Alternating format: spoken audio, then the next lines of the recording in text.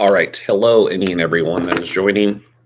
This is just a very casual band conversation. So if you have any questions, you put them in the chat. Otherwise, I'm just going to look up music to listen to and do nothing else. So.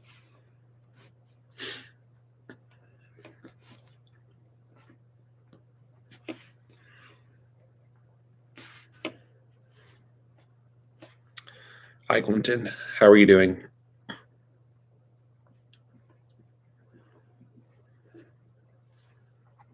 Hello.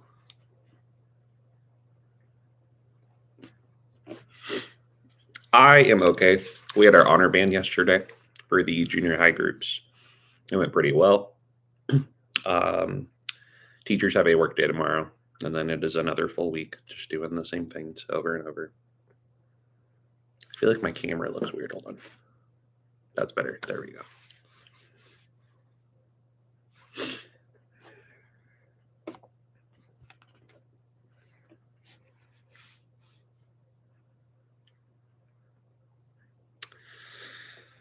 Yeah, I actually don't really care for the work days as a teacher, specifically a band teacher. I just feel like there's not a lot that pertains to us that we couldn't just, do on our own. Hi, Chris. How's it going? Hello, Richard.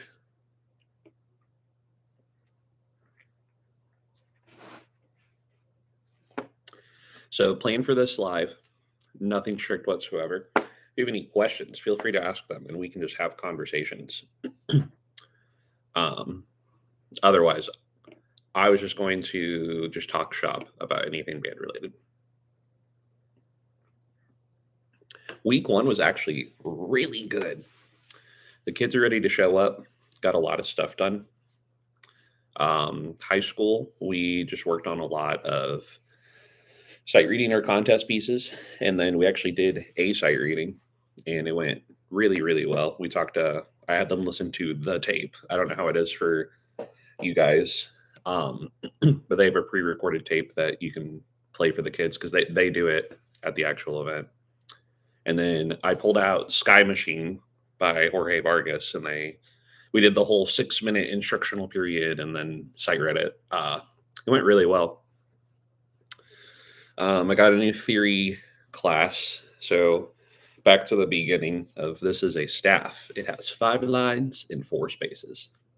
And they're giggling because they're like, it's super easy right now. Middle school band was doing really good. We just had our honor band yesterday. I had, in the 8th grade especially, I had 3 kids get first chair in their sections. I had 1 get second. And then my 7th grade groups all did pretty solid on their chairs as well. Concerts are pretty good. So otherwise, the youngers are surviving. They didn't annoy me a ton. So main instrument, mine is unfortunately the trombone. I wanted the saxophone when I was younger. Ended up getting trombone. I mean, it got me through school. I can play it, not extremely well, not performance by any means. But I also play euphonium and bassoon. Bassoon, I'm like, oh, I play it. And like, if you ask me fingering right now, what I remember now, that's one that I literally have to have the instrument in my hand, or I can't play it.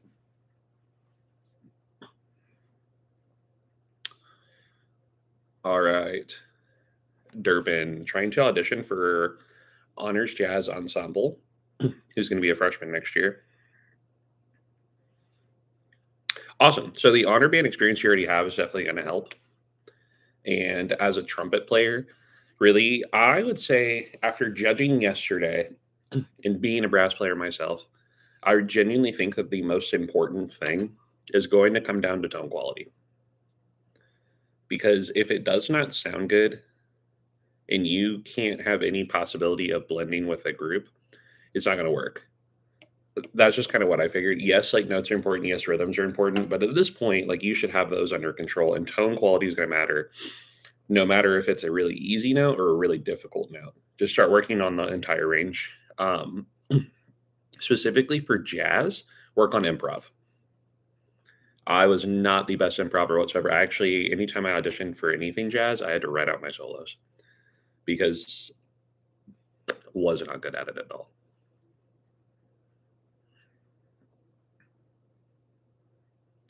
Yeah, the young ones. So if I haven't like fully mentioned it here, I do teach. I'm the one man person for all band at my school. So I do teach a class of sixth grade band. I teach seventh and eighth are combined as of this year. In years past, we had them two separate classes, but they performed together. So I got permission for them to be together this last year, which is really nice. It has greatly improved the entire group to have them rehearse together every day. And then I teach a fifth grade general music class and a sixth grade general music class. The fifth grade, I kind of treat like a recruiting class as well for band. And we just do recorder. It just keeps my life simple. And a lot of them complain that they don't get to do instruments a lot in elementary. So it's really easy to be like, hey, here's an instrument. Oh, you liked that? Join band. I don't get them. I know some people, they do like a once a week for the whole year. Our school does a whole quarter. And then like October, second quarter starts, they go to a different special. So we have like art, PE, music, and computers. And then my sixth grade class in that same rotation. But we do projects just because I have to have every sixth grader, including the band kids. So some of the band kids I do see twice a day.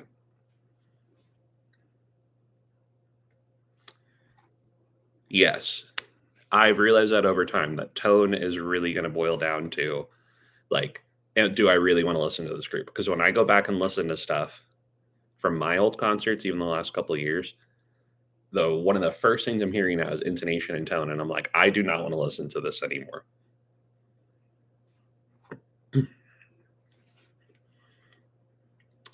Durbin, how high should I be able to play? I can improv and have been playing for 3 years. So I know in Missouri, the like the all-state band note ranges, if you will, like your lowest note on trumpet's going to be an F sharp, and then your highest is going to be that double ledger line C there. Okay, and then that's your typical range. But I think it was actually Cooking with Bob Oil in the chat that mentioned the cash register, which is like the typical range that you're going to play in as a trumpet. And I genuinely think it's going to be between, the middle C up to probably your top of the staff G. Needs to be really, really solid. And everything else just work on with long tones and extended range studies. I would rather hear something that is not as high, but sounds really good with really good tone and confidence, than try to listen to you squeak notes above the staff that sound really bad. So if you can get those, awesome. Make sure they sound good first before you try to go put them in an audition room. Don't put something in that isn't 100%, especially if you really want to make the group. If you're doing it for experience, go for it. But if your true intention is to actually make the group, make sure it's solid.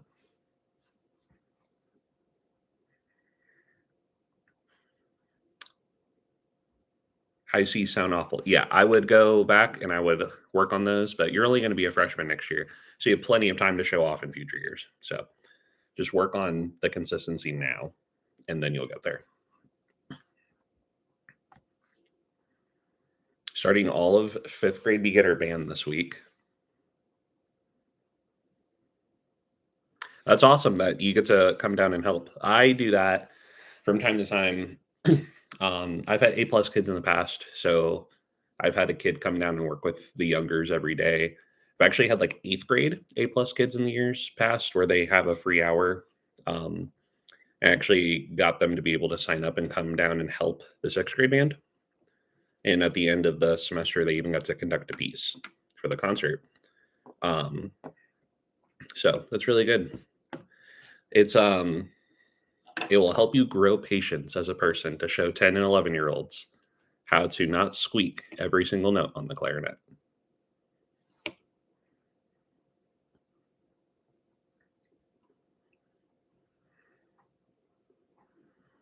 Yeah, so what Cooking with Babel just said, freshman cash register, which is what you're looking for, Durbin, is going to be that middle C there to the top line F, or maybe even right above the staff G. After that, then we're starting to work on the last couple partial notes to high C. So getting there, you'll be good.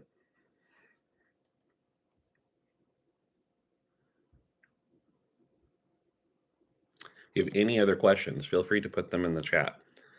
Otherwise, I could yap for hours on stuff, but if you give me something to talk about, I could definitely yap a lot more.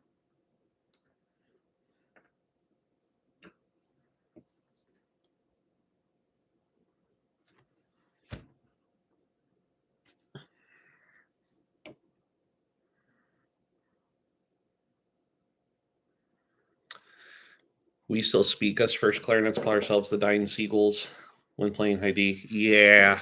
Yeah. Are you talking about like this D? Or are you talking about like up there, like sleigh ride notes? Because I tried that actually. We did sleigh ride for the first time with my high school kids this year, just because it's been a lot of rebuilding. And this is the first year that I'm like, I'm going to throw a challenge at them because I got some pretty decent clarinet players. Um, and I actually, the first couple of days, sent them to go struggle. I said, here, like, go double check a fingering chart, go struggle for a little bit. And they did really well. But I was like, let me try it. So one day after school, I got a clarinet out. I was like, I could play first part. No. Never again. Trombone player for a reason. All right. As a trombone player with your cash register, I'd say if you're going to translate that to be the same, it's going to be the low B flat, second line of the staff, up to F, three ledger spaces above. When it comes to like Missouri all state stuff for full range of your instrument, it's going to be the E below the staff up to four ledger lines above B. So anywhere between there. But I would say I would agree with you, like, especially for a beginning high school level, anywhere from that, probably just the bottom of the staff, like that G there, up to that three ledger spaces above F.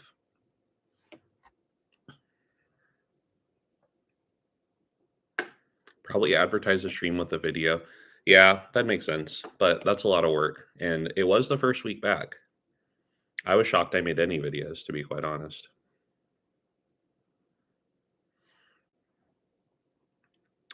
Above the staff D. Yeah, that is a lot.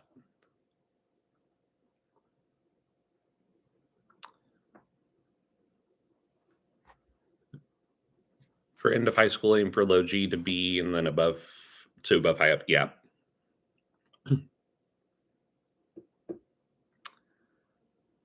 Are you talking about like you went go ahead and go to the B flat above? So I'll say that one is tricky. I would say that especially for the younger trombone players trying to get up there, even if they can get up there, they got to make sure that they get the slide in the right spot because once you get to those higher ones, the partials get a little wonky intonation wise. So they have to learn actually where those are and learn how to actually use the slide to its full potential. Third position isn't always third position.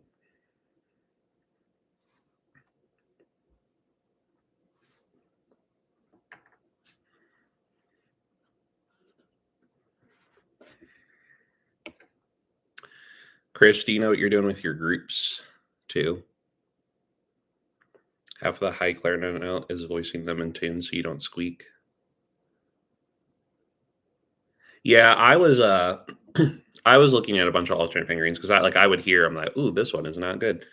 And sometimes the fingerings didn't exist. So I was like, let me make one up. Let me put this random pinky down and see what happens. And half the time it worked. So please don't get into semi-slide positions. Well, I regret to inform you that anyone can hear when they have a music degree about intonation, but only so many know about actually getting the trombone. Like that, they don't think that the trombone slide can move between positions. You know, like they're just like, oh, the third is right there. When there's certain notes you have to make the adjustments on, but you do have to talk about that. That does have to be a discussion. You can't just not do it. Everything copied, start passing around tomorrow. All right. Well, if you want to talk specifics, You can, but I guess if you want to save it for the video. Um, I think this week we are going to start recording, and I'll probably have a couple clips from that out of both groups. I wasn't planning on taking middle school to any kind of contest this year. My rep did ask me, and I thought about it. I was like, we might. But then the more I started thinking about it, I'm like, we do kind of have a lot going on. I added a concert for them. Normally they don't do our March concert, but this year I was like, let's do a March concert. I think you guys could handle a third concert because they're like, yeah, we don't want to get bored. Like, we'll get bored if you give us music for May and there's nothing else we want to do. So I'm like, okay, I don't care. There's a reason I don't touch brass instruments. I'm going to talk about not touching instruments. I mean, the woodwinds, I feel like you look at them funny and then a spring pops out. I had someone kick my trombone like 10 yards across the field in high school and it still played perfectly fine. So, middle school, Terracotta Warriors of Locks and Thistles, Dragonstone. That Dragonstone one is good. I need to get that in there at some point. I think I have Terracotta Warriors somewhere that looks really familiar, or maybe I've just seen it a lot. Um, middle school this year, sixth grade, I'm waiting just a little bit longer until I just kind of see where they're at. A little bit more with some range and stuff. We actually did chromatic scale this week in that class, and pretty solid from a good chunk of them. Some of them just got to work on identifying the fingerings a little quicker because eventually the goal is gonna be to do it for memory, do some contests and stuff. But middle school band is doing Afterburn relaunch specifically. They like that. Rippling watercolors, I've never programmed because I've only ever seen it in honor band. So I waited until there was a year where it wasn't an honor band that we go to. And I was like, okay, now we can do it. Same with Byzantine dances. I threw that one in too. We read through all of them. They're like pretty solid music, pretty solid. Hello. High school, Mount Everest. Oh, you got a Hazo piece. Oh, I'm a little scared to program anything for that. And then Not Alone by Randy Standy.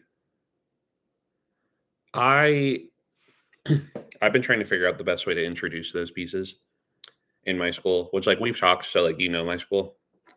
I think it'd be fine. I think they would play it well, but obviously I want to get the actual theme of everything across. I don't just want to play something to play something. So we're looking into that, potentially throwing a fourth piece somewhere in the mix from a middle school band.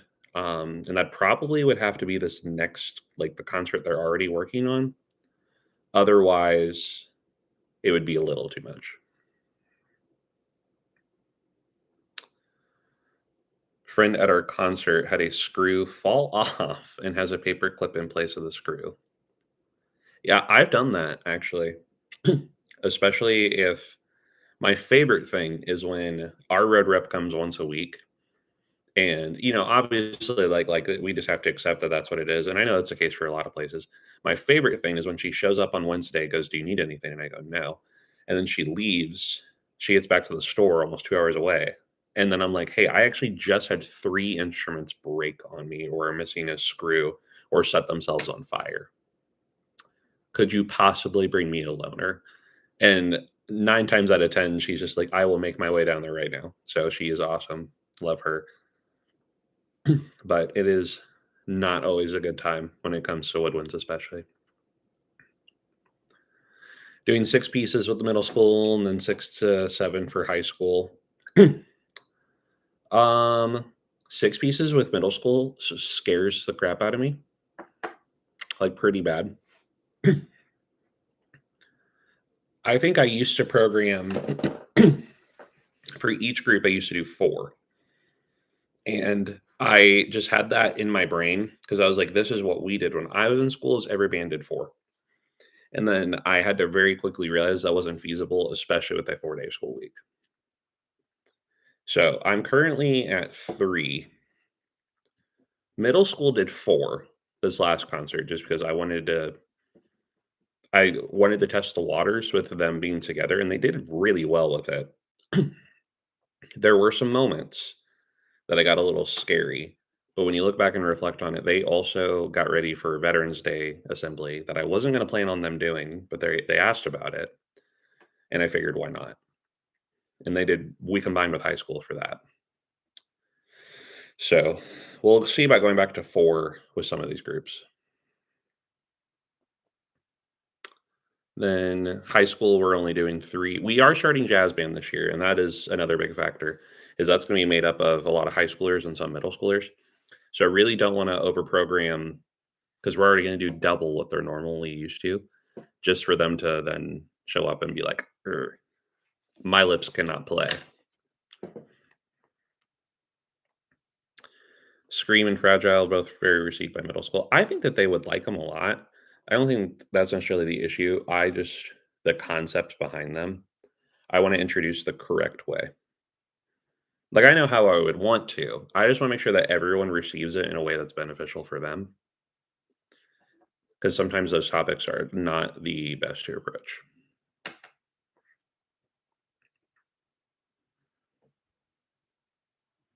So, I guess that's the other thing when it comes to how many I program, is I do program a little high. Um, like, I know when I first taught, I was doing, like, point fives with my 6th grade band, and they could barely handle that. I mean, they're freshmen now, and they have a really good grasp on everything going on. But, I mean, last year we did 3 pieces, and we did 2 1.5s, and then a grade 2 for 6th grade. So, we were kinda pushing them, and it's just kinda weird how it lines up. Because some years, they're really strong and they can do that stuff and they can handle it. Other years, they could handle it, but they just don't. They don't care, they don't want to.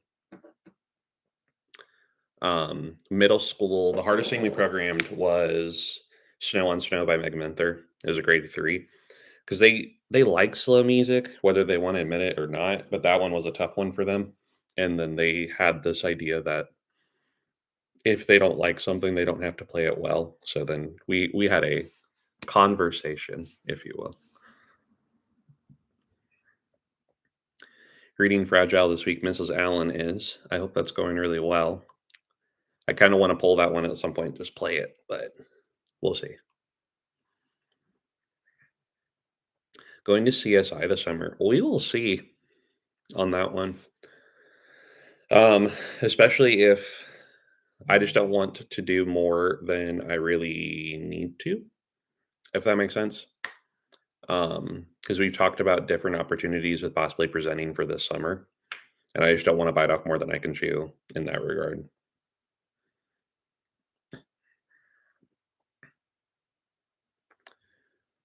We're doing Water Drops Come Spring with our beginner band at our spring concert, which is full circle for me and my bestie who played it at our first concert.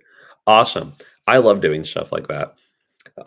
My seniors actually asked, they're like, could you make they're like, "We don't know the best word for it, but could you make, like, a collage of all of the songs that we've played since being here with you?" Because they were freshmen when I first started. They're just like, "Could you do, like, 8 measures of this song and then 8 measures of this song, but, like, find a way to, like, put it together?" Yeah, like, I know it's a mashup, but they're like, "We don't know the best word for that." I'm like, "Okay." So I was like, "Let me think on that one."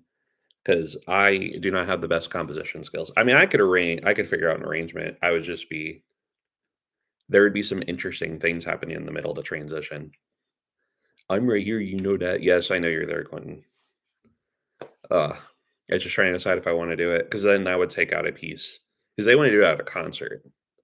So then I'm like, "Ooh," like, if we're gonna do every song that we've done, 'cause that's what they're requesting, I'm like, we're gonna have to cut a song. Or I don't know. It's gonna be really weird waters this year just because we are adding jazz band, and we do everything on one night. And I know that sounds dumb. You're like, why do you not just do 2 different concerts? It's actually preferred that we do it all at one night. I had a parent ask me, and I explained to them, like, Why are you not doing it 2 separate nights? It's blah, blah, blah, which our concerts are usually under an hour anyway. Like, I'm usually pretty good about I do not give a lot of time in between pieces for anything. My brass players, I've talked to them before, like, we'll time it out during class, and they're just like, "Yeah, our chops are good. We don't need more than 30 seconds between pieces. Like, you're fine, just keep going." It is very on brand for you. That is true. It is something I would do. I don't know. I don't it's similar to stuff like band day where I'm just like, "You know what? Let's try it and see how it goes." And sometimes it's a good thing. We do it all in one night for winter. We do all bands and choirs. So my very first concert, we had in order elementary choir, 6th grade band, middle school choir, high school choir, s- middle school band, high school band. We did not communicate about who was doing how many things. So we all picked 4 pieces. The elementary teacher was a second year. The choir person had just taken over the program and didn't think to ask us what we were doing. Like, she has experience, but and then I was a first year teacher. 2.5 hours,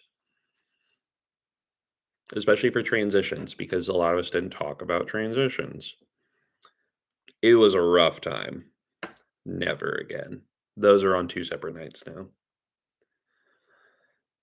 Uh, Jazz does it and without concert. It gets really confusing. Yeah, I would say that's the other thing is, like, you give these kids all that like, it doesn't matter whether they, like, I'll send it to the parents, and the parents will tell them they don't listen half the time. I mean, if you're a kid in here, you can agree, you don't listen all the time.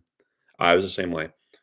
So I feel like I tell them the concert, I'd be like, "Hey, the jazz concert's on this date." And then I would have some kid that's not in jazz show up in all black and white and be like, "All right, we're ready for the concert. Like, what are we playing?" "Oh, we have so many things to talk about. What do you mean? A, what are we playing? B, why are you here?" So just to mitigate that, just everything's on the same night. We talk about it the weeks leading up and like, what's the concert order like for us? And then, okay, who's going first? What are they playing? Like, we'll do anything. I usually give them a copy of the program the week of and be like, hey, look this over. Make sure it's good. You can, if you want a copy, let me know. I'll make enough for you. Hello. All right. So for those of you that are joining, we are just talking band stuff. If you have any questions, preferably specific questions, but I can get pretty vague.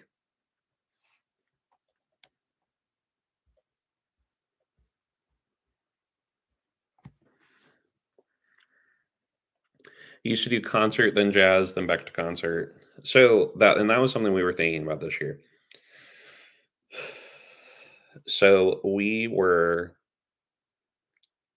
talking about jazz since I got here. And we used to do it in so many different ways. We used to do like an after school thing and it didn't really go too well. Like, we already had kids dropping like flies immediately after because none of them wanted to tell me like, oh hey, I'm in track. So like when track starts, I'm no longer going to be doing it. And I'm like, "Oh, okay." And eventually got down to, like, 5 people, and they were all wind instruments, so I was like, "Okay, no more jazz, guys, sorry." And then 2 years ago, we tried to do it again, but during, like, our homeroom time, and we would do it once a week. Well, by the time that they all got set up, because all they wanted to do was yap, we played for 5 minutes and then had to pack up. I was like, "This isn't gonna work either." So last year, I didn't even bother. We started field show at the high school, and I was like, we can't handle this whatsoever." And by we, I mean me. Like, I was like, "I'm gonna drop the ball if we do it." So give me a year to transition as well. Then this last year during marching season, I had a couple kids approach me, but one specifically that was like, "We're doing jazz band." I was like, "Ha ha." He's like, "We're doing jazz band." And I said, "If you can make it happen, make it happen. Like, let me know what you need from me." So then that, as most ideas with me happen, spiraled into something else. So now we are going to do jazz band. It's going to be on the Mondays we don't have school, which is most of them. But sometimes, like, I'll have a work day or we'll have like snow makeup days or something. and I'm going to co-direct it with two of my high schoolers. So we're going to try that out. Um, I'm okay giving up podium time because at the end of the day, it's going to make my life easier when I have a kid that can conduct and actually teach and give feedback to the group of kids. Because like if I'm sick for a week, like lost my voice, what have you, and I just can't come to school, I could definitely just type up sub plans, give them to the kid. The sub can sit there and look pretty, and when I get back, most of it's done, if not all of it. Um, so when we talked about doing jazz, we're gonna start, and we're actually gonna rehearse on the stage every day because it's kind of nice how it's set up. So I was like, let's just try it at first because that's where we're gonna sit for our concert, and then the band's gonna be right in front of them off the stage in the gym. Who doesn't want more band music on a night? Uh, I will say, like, most of them, ever since my very first my very first concert, I got an email from someone on the school board, which was scary, by the way, because I was like, "Oh, they know me." Um, and they're just like, "We really like the music that you pick. It's really entertaining." And ever since then, like, the kids, the parents, everyone, they're just like, "You pick really good music." It's we're not bored. So, it's nice to get those kind of compliments, especially like, "Oh, yeah, passes the vibe check." I love copyrighted items in the hands of middle schoolers. Yeah, you would not believe the amount of times that I'll just scroll on everything and then just see like sold to blank at jwpepper.com and they put it on their story or something. And I'm just like, ooh, that technically should not be done. But I think everyone's been there at some point. So we were all silly middle schoolers at one point. Once a week before school, while it's early in the lesser of all evils. So we were gonna do, which for now we're just like, let's cut it unless it's needed because everyone doing this group will we did permission slips and stuff. I'm kind of showing them like, hey, how do you start a program? How do you communicate with parents? How do you do all this? And for the most part, like I'm doing all the communication, which like needs to happen anyway. It should go through me. Um, but like we're gonna make a Google Classroom next week and put everyone in there, and they're gonna send me their posts to look over so I can be like, you know, I know you don't think that you should, but like, should you have capital letters? They're like, "Oh, yeah." Thinking about what kids just don't think about because they both wanna be directors. So just teaching the professionalism aspect of it now as well, not just the teaching part. Um, and we did discuss they're just like, "Well," some of them have mentioned that it might be a struggle to get here at this time in the morning if we try to do morning rehearsals. And I was like, "Okay, well, for now, let's just stick with the Mondays, and then we'll kinda see how the first sight reading goes." But just as we gets closer, we do need to add them on. So they're like, "Okay, cool. We'll do that." Nice to have a stage. We've never used it for our purposes. I guess before I got here, the pep band used to be on the stage, during games, which I don't necessarily like for a couple of reasons, just kind of how our setup is. So I asked to move to the bleachers, and they're like, "Yeah, absolutely." And I was like, "Oh, okay. That wasn't that hard." Sometimes you just have to ask questions. I was a little afraid to do that. I'm that kid in band, and I'm so proud of myself. Of course you are, Quentin. Hello. Yeah, it's in my gym. There's a school right down the road that has, like, a performing theater, and I was like, "Who do we have to talk to get one of those?" Because I will talk to them. I'm very convincing. I think I could convince someone to build one. Um, Good range for a ninth grade trumpet player. So, according to Missouri, like, all state level stuff, anywhere from your low F sharp up to your second ledger line C is what's recommended. However, just because it's recommended doesn't mean you need to do it. What I mean by that is you need to sound good. Tone quality in those registers. So, right now, the answer to your question, what is a good range for a ninth grade trumpet player? What sounds good? It has to sound good. If you are just saying that you can play double C to play double C, and then it sounds like the weakest sound and you're trying to hit it 6 times in a row because you keep missing it, that's probably not a note yet for you. So work on making it so it's not a yet note, it is a note. Cafegimatorium. Cafetorium. I've never heard that phrase before. That's actually really funny.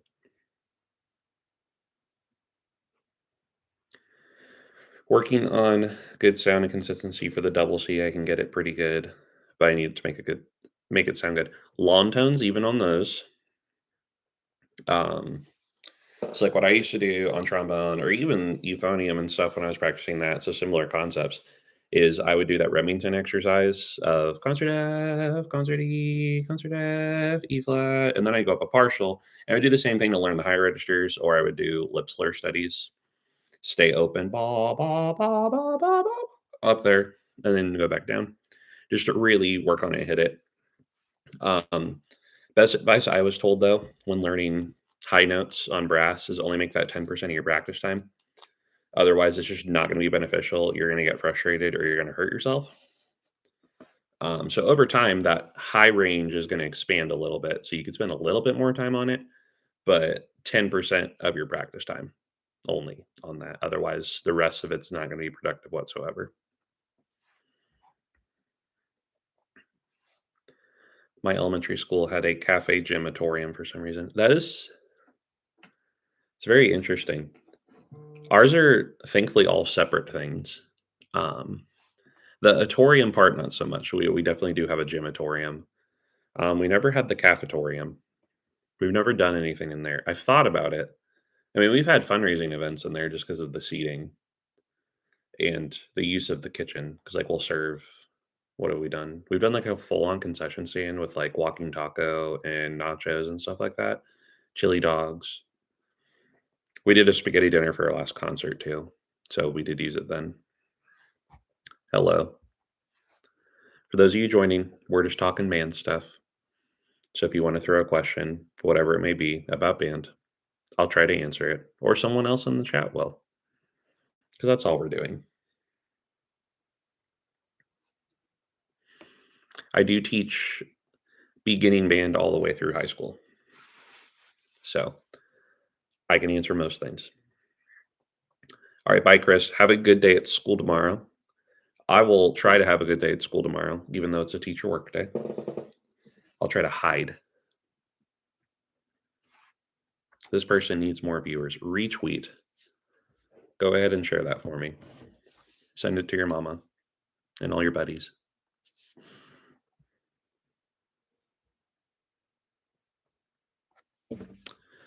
So, what are some of you playing in your band class already? What have you sight read? What kind of music do you like? What is your favorite song? What instrument do you play? How do you cook with valve oil? I would assume at a really high temperature as you cook with most other oils. Don't actually do that. Sorry. I forget that sometimes you guys aren't all my kids because I can be extremely sarcastic with them and they know not to take me seriously. Please don't go cook with valve oil. It's not good for you. Elementary had a cafegimatorium with one of those folding walls in between. I hate those things. We had those in my, let's see, my 7th grade history class. The 2 teachers shared one of those walls. And I was like, I don't know. They stress me out because then when you do open them, it's extremely loud and they sound like they're going to fall off. So definitely not a fun time.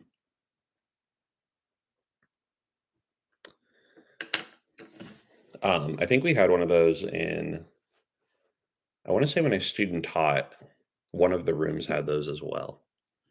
It was really weird. I always thought that, I don't know. I always avoided them at all cost. So if I didn't have to go near it, I did want to. Oh, cooking with alpha. I was like, what does that mean? It's one of those days.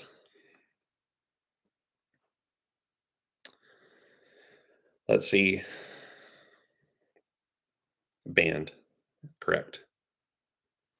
High school band is playing Darklands March by Standridge. They enjoy that one.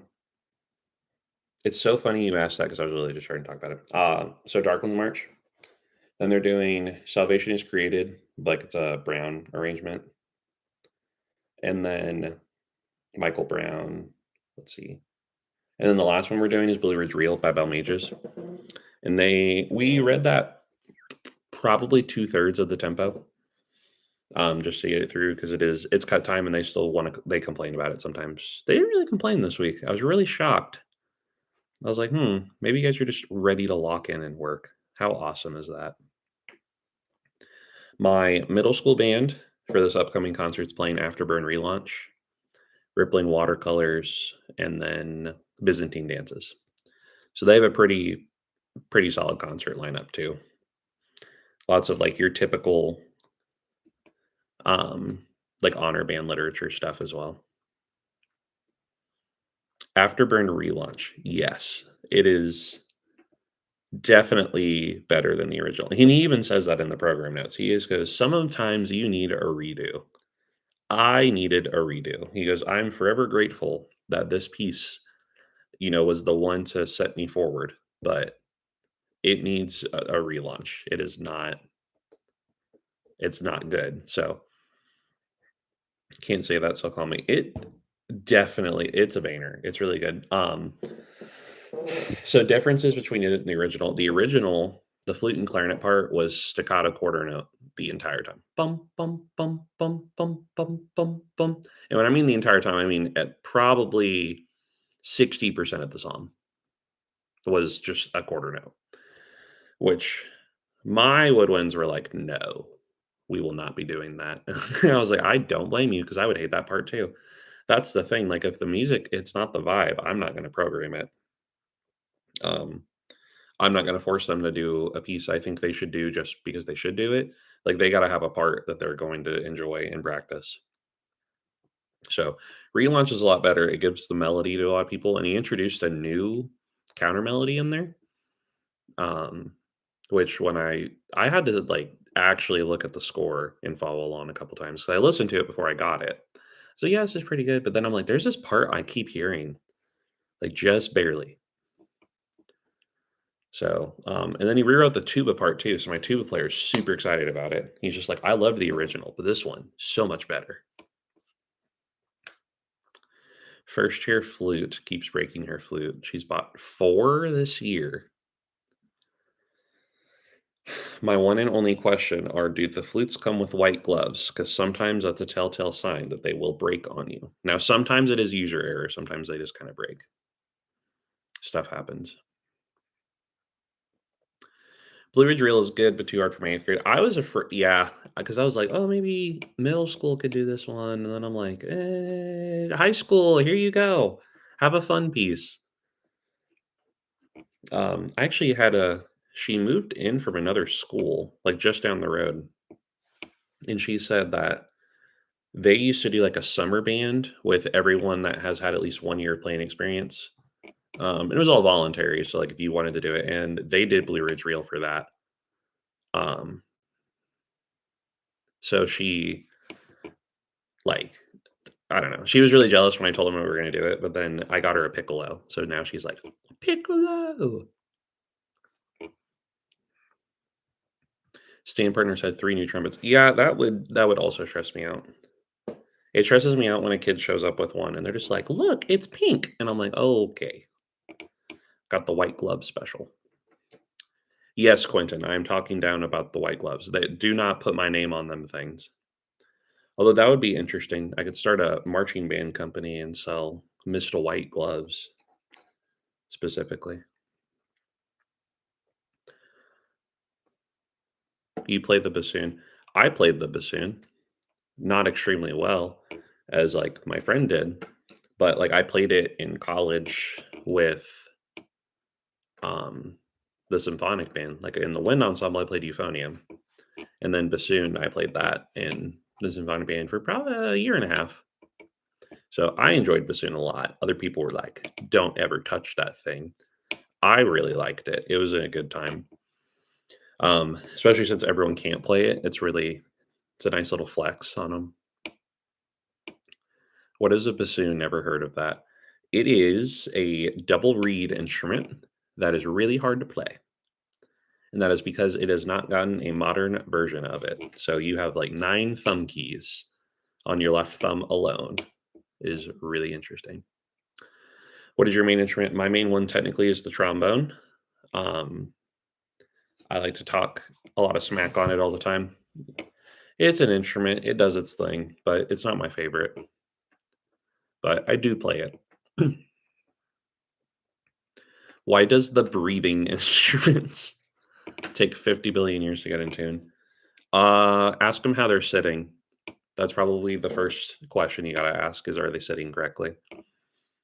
Because if they aren't sitting correctly and the band director tunes them and then the band director realizes they're not sitting correctly, they have to retune all over again. Because even like the slightest hand shift on a clarinet, they'll be out of tune. So consistency, it is the best flex to play bassoon. Why do people throw their instruments at walls if they mess up? I mean, I've had the urge to do so, but I don't think I would ever throw. It's like throwing a baby at a wall. I don't think you should do that. One of my friends got into our top level ensemble in bassoon after playing for 1 year. It scares me. Whew, that would scare me too. Now, question to follow up is is your friend the only bassoon player? Because if so, that's an easy way to get into the top band. But still, like if you can play the thing, that's good. Some people hold the bassoon really well, and that's about it. So, baby instrument, same thing. Mrs. Allen, I'm glad your kids are older. You can't throw them at walls. They're taller than you at this point. Fun fact with the bass drum, you can make thunder sounds. That is true. You can do lots of things. Another fun one is if you have a bow for a violin, you can go up to a bell kit and you can very, very slowly pull the bow and it makes this nice sound. I should do a video on that one. That's a fun sound. That's a cool sound effect to make. He had a 9 minute. Okay, so he can play the bassoon. Got it. Got it. Taking notes. He can play the bassoon. I also like Mrs. Allen's humor. She is funny. Sometimes I make these really, really silly jokes and she laughs. So we're good. We're good. I think I can sometimes laugh too. All right. I love scaring people in my band doing it.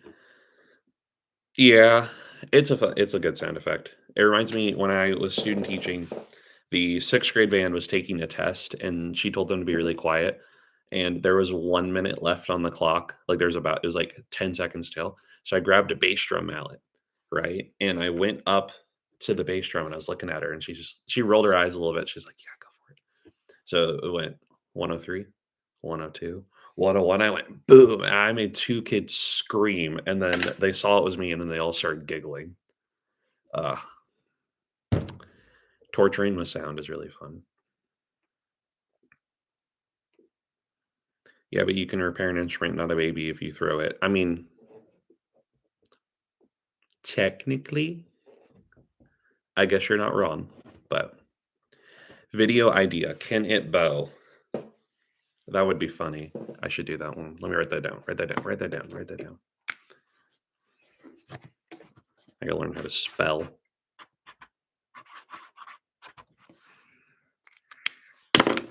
That would be something that Hingham Band Talk would do, to be quite honest. So that is their humor. Do you have a gone? Yes, I do. We we are using it for a couple of our songs at the middle school level specifically. Let's try to do that bell thing on a trombone tuba bow. Good luck making the lacquer look. No. Hello. If you are coming in, we are just talking band stuff. So feel free to just say random band things with me. I will answer questions or tell you stories if you remind me of a story. What are your band's instrumentations? Awesome question. So it changed a little bit at semester. I had some switcheroos. So bear with me on that. In 6th grade, I have 37 kids in there, and there's only 55 in the grade. So I have about 2/3 of the grade in band. Um, I have 9 flutes because one just joined. I have 9 clarinets, so I'm already like, "Yes, let's go." 3 altos, 5 trumpets, 5 trombones, a baritone, a tuba, and a bass clarinet. Forgot my bass clarinet, and 3 percussionists. I would just love 2 more percussionists, and that would be a really balanced group. Um, I don't know how I got so lucky with that one. My middle school band has 50 players in it. I have 5 flutes, 13 clarinets. I now have 4 altos, which one of them also plays a little tenor. I also have a tenor, and then a bari. 2 bass clarinets, then 2 horns, 6 trumpets, 5 trombones, 2 baritones, a tuba, and 7 percussionists. Or sorry, 2 tubas. That was one of the ones that changed. So I now have 2 tubas in that group as well. So that's also a pretty solid group. My high school is a little we're still rebuilding because most of the high school had a director before me. As my freshman is the first group that I have taught by myself since their day one. So we're still kind of balancing stuff out.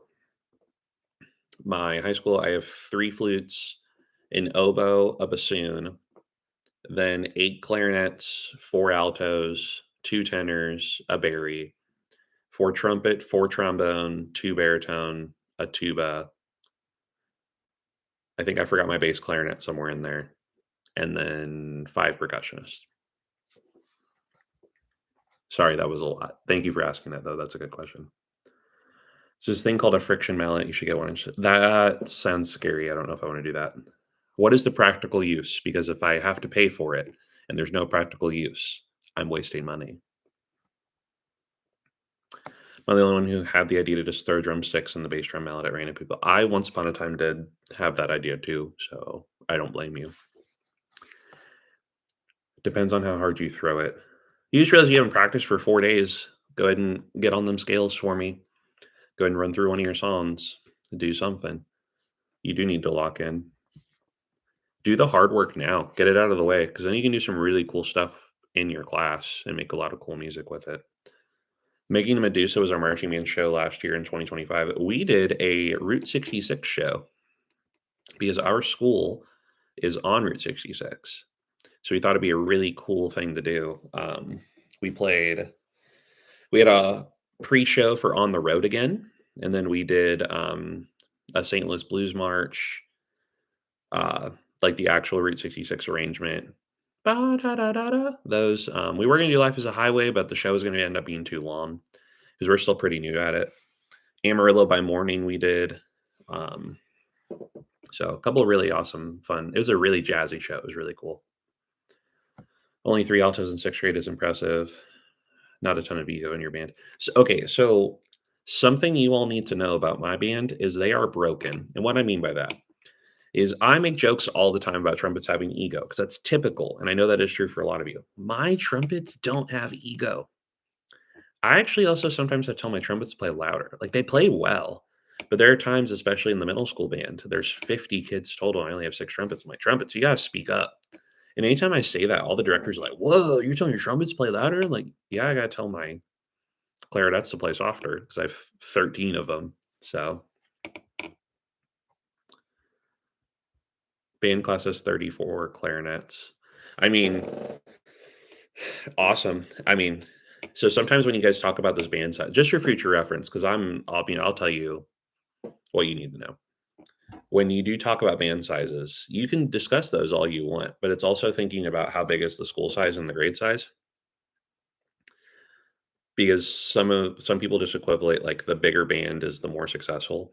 It's not always the case. So when it comes to numbers, especially with like what a school is looking for, they're also looking at like how many kids are in it versus how many could be in it. For example, in a grade of 55, all 55 could do band. That's never going to be the case. But like my 6th grade band has 55 kids in it, and we have 37 of them in band. So when you put that on like a percentage based model, that's actually really dang good in doing that. Now, they would not make sense if I had 34 clarinets in my group because 37 of them to 34 clarinets are going to be so. But awesome that you have 34 clarinets. You're doing great locomotive chase. I don't want to get some hate, but I think it's overplayed. We did it for our conference band one year, and my chimes actually broke because of it because they kept hitting D over and over and over, and it fell on the ground during a concert. I was like, "You're okay. Just play the other one. Play. You got it. You got it." Lucky my band lacks instruments. Well, I plan in advance a lot. If I think I'm gonna have an issue with an instrument, I plan for that a year in advance. I'm always thinking. I'm never thinking, January 2026. I'm thinking January 2027. Like at all times in my brain, I'm thinking a year ahead. My band, we almost have 40 trumpets. Yeah, when I was in high school, we did, but that was, once again, there's 1,200 kids in the school district, so there's a little over 200 in band. You're probably going to have 40 trumpets versus in a school district where have 800 for everyone K through 12. I think having 16 trumpets total is going to be pretty solid. A friction mallet is normally used on cymbals and gongs. It's really loud and really cool. That's not practical for me, Quentin. I'm glad that you have the composer brain working though, so that's really fun. Once upon a time, the bass drum came in contact with my head. I'm not gonna lie, there have been times as a trombone player during a parade, I've hit someone in the back of the head, but they deserved it. So I have 280 rests as a French horn player, and the song is 300 measures, and all I do is play low D. Why does that sound like orchestra? That is one reason I hated orchestra as a trombone player. There was one song we played 2 notes, one in the middle and one at the end. So we tried to figure out, like, what part the violins had, specifically, like, 8 measures before entrance, because we would sit there and play Candy Crush the entire time until our 1 note in the middle, and then we waited for the end when it got really loud, and we're like, "Oh, we should probably play now."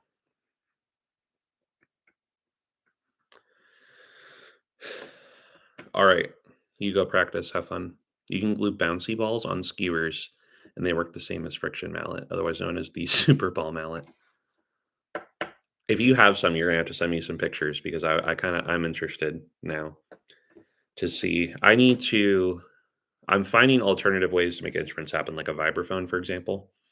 I'm finding some ways to make a vibraphone sound without a vibraphone, so I'm getting pretty happy about that. Do you know a song called Christmas or in the Band Room? I've heard of it. I've never played it, but I've heard of it. The KV, you talk about the KV Fear all the time. I still need to look at it. 2 Renaissance sketches. I've never played that one. High school band has 3 flutes, 4 clarinets, 2 altos, tenor, bari, 3 trumpets, 3 trombones, tuba, baritone, and 6 percussion. I have a school of 720. Like the high school is 720 or like the district? Because if it's the district, I mean, that's still pretty solid. Um, if it's just the high school, that's fine. It's rebuilding, but what you have is balanced pretty well. Um, you don't have 12 trumpets to 1 flute, which would be terrible. So once again, it's never really even about the numbers, and that's something that it took me a while to realize, especially coming from a big school in high school, is it's the quality of who you have, not just the quantity. So quantity is nice. That does help fix some problems for sure. Um, but the quality is also just as important. So I've seen some really tiny bands even win at marching band competitions. We got a new instrument, the hand crank or something. So we got a siren because we played Storm Chasing by William Owens for our band day performance, and it was pretty cool. It was one of my favorite things. Candy Crush is such it is. One time my director at the end of one ensemble actually was like, "Are you okay?" And I was like, "Yeah." And he's like, "You're on your phone a lot." I'm like, "Oh." And he's like, "Are you playing Candy Crush?" And I just went, "Yeah." And he's like, "I'm a trombone player too. I also play Candy Crush." I'm joining band next week. Do you have any tips for learning percussion? Absolutely. A lot of percussion is rhythm, except for when you get to like your mallet percussion, in which case get really, really adept in reading treble clef again. If you haven't before, every good boy does fine face. Ask questions. I would say the biggest thing is if you have a friend in the percussion section, that's going to be a lot of help. Um, Percussion's nice because you don't technically have to take an instrument home all the time. If you have a practice pad, you're golden. But if you need to work on like bass drum or timpani, pillows. The reason I know that is because COVID happened when I was in my percussion class in college. So we had no choice but to use what we could find at home. Um, when we learned about crash cymbals, I actually had to use lids from pots and pans. So you'll survive. If you can find time to work with your director, like during like a homeroom time or like study hall before after school, I definitely would take the director up on that just to get caught up because you definitely want to feel comfortable and confident. You want to feel very helpful in the group. Is a low D on tenor sax hard to play because I'm a trumpet player? It was really easy. I mean, everyone's a little different. Our mouths are shaped differently, so sometimes things are easier than others. Like, you know, as a brass player, I have pretty good range, but I mean, there's some kids that on trumpet can hit, I mean, way high ledger laughs on the trumpet, which good for them. Not my primary instrument, and never needed to hit those. So the same as there's some clarinet players who could definitely kick my butt, but I'm a trombone player, so that's expected. That's how it should be, especially at the high school level. Favorite teacher at UCM? Let's see. I don't know who that is, but I'll answer that question. Um, Ooh, that is a really tough question, actually. Favorite teacher at UCM? Dr. Check, 100%. He is our music theory teacher. He actually has a holiday named after him in Warrensburg. So, UCM is a University of Central Missouri. It's where I went to college. I was a section leader for a year in the marching band. I was drum major for 2 years. Was in the wind ensemble, NAFME, Phi Mu Alpha. So try to do a little bit of everything, but without overextending myself. How did trombone player always play Geometry Dash? I've never played that. Sounds like something I would play though. So anybody else's band directors talk very, very quiet, so you got to be dead silent to hear them. Speaking as a band director who yelled a lot to get people to hear them, I stopped doing that because I would go home with my voice hurting every day. Like my voice is almost gone some days. So I've just learned to be a lot quieter. However, if you need me to speak up a little bit, they usually are just like, speak up. And I'll, okay, we'll get there. But do you have any tips for someone that's switching from euphonium to tenor saxophone? Yeah, first off, why? Stay on euphonium. But if you have to, or you like really need to, or you're doing it for something, um, believe it or not, a lot of the mechanisms are going to be the same. So, like when you play your lower notes, dropping your jaw to really extend, tenor saxophone's actually going to be pretty similar idea, especially to hit those lower notes below G. So acclimate yourself again with treble clef because that is another big switch. And just like when you learn every other instrument, you got to think, like what did you do in the beginning for this instrument? You're doing that same concept on saxophone. It's just now you have to do it the saxophone way. So lawn tones are going to look a little different on the saxophone. There's a lot of different factors. Euphonium, as long as everything's oiled, it works for the most part. Saxophone, if the reed's not on there correctly, if the reed's too old, if the reed's chipped, if the ligature's not on right, already you have a couple issues that are going to prevent you from playing the right notes. So ultimately, just make sure everything works first and then just start running at it. 42 people in my band class, 14 of them are clarinets, 12 of them are flutes. And somehow there's 6 trumpets, but 4 of them blare every note. We'll tell them to chill. Something that we always did if you have the space for it. So my high school band room is an open layout, but my middle school band room has risers. I don't love the risers, but we work with what we have. At the high school, if I feel like there's a lot of issues with balance on a specific song, we'll do circle band.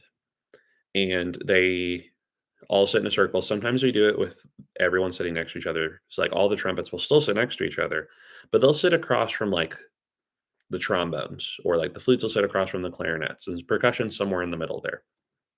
And they have to listen because it's just going to sound different overall. Um, so just really working on balance of things. I try to have empathy for percussion players, but I keep remembering all they do is hit stuff with sticks. I mean, that's not technically true. I could see why you'd say that, but don't say that to percussionists because they might want to have a chat with you. I get to teach people in my percussion to play the piano and drum kit. Awesome. Teaching, like, it just really shows us that you understand. So it's just really nice when, a teacher sees one of the students teach. It's rewarding.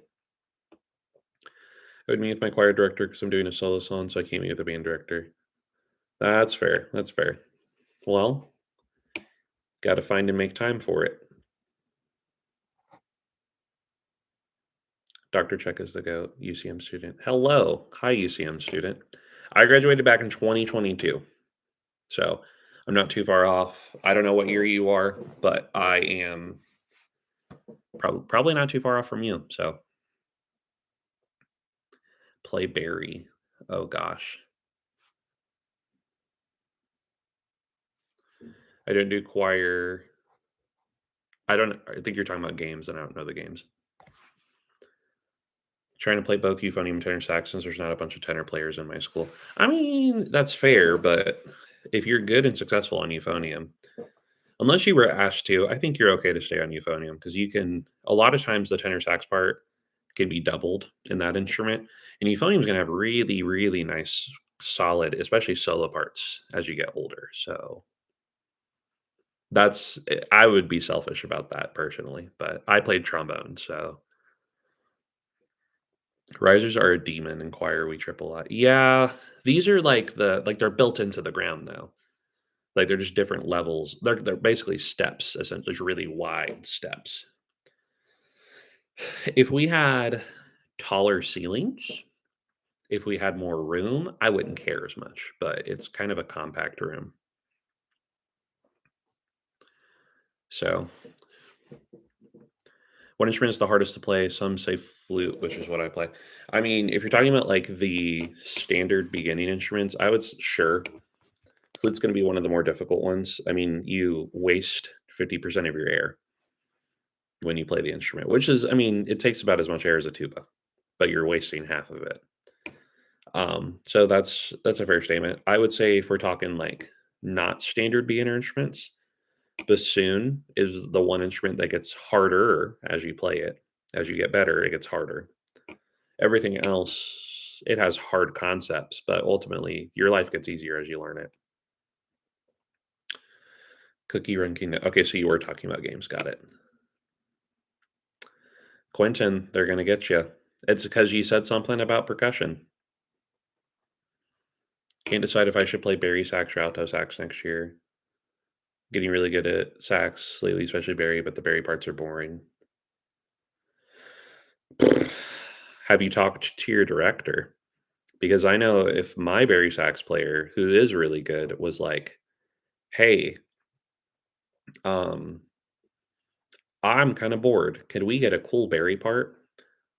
I'd find a song with a cool Barry part. What I've done before too is, if your director is also cool with it, you can steal a trombone part and you can sight transpose. So if you don't know how to do that, I can also make a video about that at some point.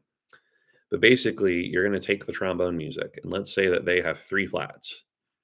You're going to pretend that they have no flats and that the notes are treble clef. So you're going to read it as if it's your music, and you can play the same part as it, and it'll sound the same in band. So make sure it's good with your director though, because sometimes like your part is important, whether you think it is or not, and they need it. But sometimes they can let you go for a minute and let you have some fun. Any tips for someone trying to switch to tenor sax with the trumpet? There's 40 trumpets. Thank you for taking one for the team and getting out of the trumpet section because we don't need that many. Tenor sax is going to feel a little different here. You already know treble clef, which is good, and all the notes that you would read as a tenor sax, you've already read on trumpet, so should be good. As you get higher, It'll be a lot easier, a lot of similar concepts. Just make sure you get a fingering chart, know what fingers to put down when and where. And then embouchure is going to be your biggest battle. So once you get the mouth shape set, you'll be solid. Have any tips for flutes? Because I'm going to try to learn it. Listen, I taught myself flute in high school because I was bored. That was one sucker of an instrument. I had to ask a friend for help with embouchure. So there's a lot of different ideas on how to play flute, like how to start them. I have done like the kiss and roll method, and people get mad about that, where like you make the kissy fish and then you roll it down for your embouchure. I've seen like, and Mrs. Allen probably I think teaches this way, where it's like the poo for the embouchure and just making sure that the chin is good. I've tried that one recently and it's worked well. First things first, if your mouth is not set up for success, it's not going to work. What I've also seen is like if you have like a bottle and you want to make the noises there, like I don't even know if I can do it right now. Like this has too much in it, so but I needed a drink anyway. Or like a straw. Like if you can make those resonant noises that you've done before, it's going to be pretty similar to the flute as well. Do you have any tips for? Okay, so that's what I did. Tear the risers out, then the ceilings will be taller. Listen, if I could do things my way and not get in trouble, you know I would. I would get my little hard hat on. We'd go ahead and go out there. We'd get to work, but that's not always the case. You played the trombone music before. Band does not have a tuba or bass clarinet. Okay, so here's what you're gonna do. You're gonna find someone to play tuba or bass clarinet. And you can do stuff. As I'm telling you, like your director probably is gonna want you to stay with Barry sax then. Um, but so in question, I'm assuming that you're in middle school now. Going into high school, are there any Barry saxes, bass clarinets, or tubas? That's the question too.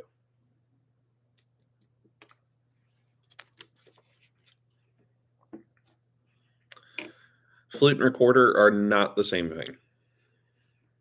So the recorder actually goes into your mouth more like a clarinet would. It doesn't have a reed or anything like that. And it has just open tone holes going down. The flute does not go into your mouth. You actually push your air through and it catches about 50% of it to play. So the air stream is a little different. And then you actually have pads and keys to play on. No one wants to switch to tuba in my band. Not judging, but what instrument does your band director play? I'm just wondering. I have a theory. Thinking about ordering a new instrument to play, what should I get? Do the opposite of what you do now. So if you do brass, get a woodwind. If you do woodwind, get a brass. I wouldn't order percussion stuff unless you want to order like a practice pad or something. That wouldn't be bad because they're not terribly expensive. They're gonna be cheaper than any of the instruments you're gonna get. I bought a bass trombone just to back up my classmate on the tuba part. I wish I played bass trombone ever. It seems like fun. I'm not the best at low notes on my instrument by any means. Almost every solo I had in college had some kind of like pedal B flat, and I would just roll my eyes. Like, dude, I hate playing pedal B flat. I'll do it to warm up sometimes, but to like blast it on a tenor trombone in a recital is just not practical. And especially when 2 notes before it, I'm a, you know, 7 ledger lines above the staff or something. It's stupid. Some kids started eating their bassoon. Well, we can't all be smart. It's okay. Think his main is trumpet. That checks. That checks. No. You just got to make it appealing. Got to teach them the VeggieTales theme or something. Got to have fun. Do percussion. Percussion's interesting. So I'd say one of the best ones to start on, especially if you like, kind of depends like what's your goal. Do you just want to learn it to learn it?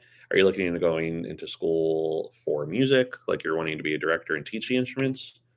Because if that's the case, whatever, literally just pick one. The easiest ones are going to start on for brass. Personally, I think the trombone's easier. I always thought it was easier even starting. Um, Easiest woodwind instrument, and hopefully there's none of them here because they like to argue, saxophone. So I know some of you are switching to saxophone, so like you're not technically ones yet, but you will find that it's very easy compared to some other instruments. Okay, well, you're talking about some kid eating their bassoon, so I, you you can agree to disagree, but saxophone is as long as everything's put together correctly, it's easy to play. Now, does it get difficult, like rhythmic wise and finger? Yeah, absolutely, but I mean, it's easy to play. Tenor sax is switching to tuba next year. My band director will let him switch. Okay, so just prove that you need a fun part. Ask for a fun part. I will tell you, don't wait to ask until you're getting your new music for your next concert because it's already picked out and bought. Ask now, like, what is a fun part that we could do that the lows have a feature on?